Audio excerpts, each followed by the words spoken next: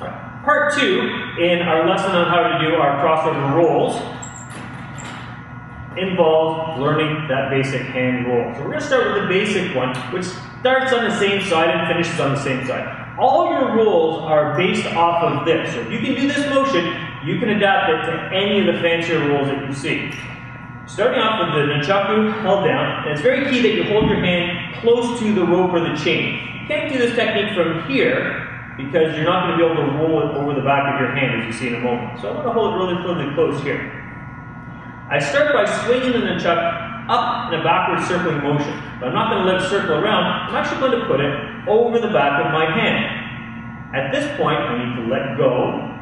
Momentum is going to carry the handle over, and I quickly turn my hand down, grip, and complete the circle until the nunchaku is crossed over my wrist. So again, holding in my standard grip, hand close to the chain, I snap it over my wrist, let go quickly, turn my hand down, grab, continue the circling motion until the other end crosses over my wrist and it'll stop. At speed it looks like this.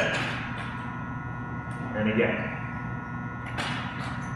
Now, once I get to this part, I'm going to use this stopping motion and snap it back the way it came. So I kind of give a little roll on my wrist, and there's a bit of time in here. Once you feel it stop completely in your wrist, you're going to snap it forward so that it comes the opposite direction. So it's going to come around, and then now I can do the same thing, is I'm going to let it swing. It's going to come up back behind my hand. I turn my hand over and continue the circle, and I finish where I started. So if I go back to that midway point, I'm going to snap it around, keep the circle going, turn my hand over quickly, grab on the other hand, and finish the circle.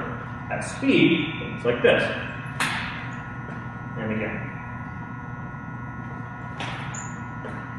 Now, we just take those two parts and we put them together. Back and forward.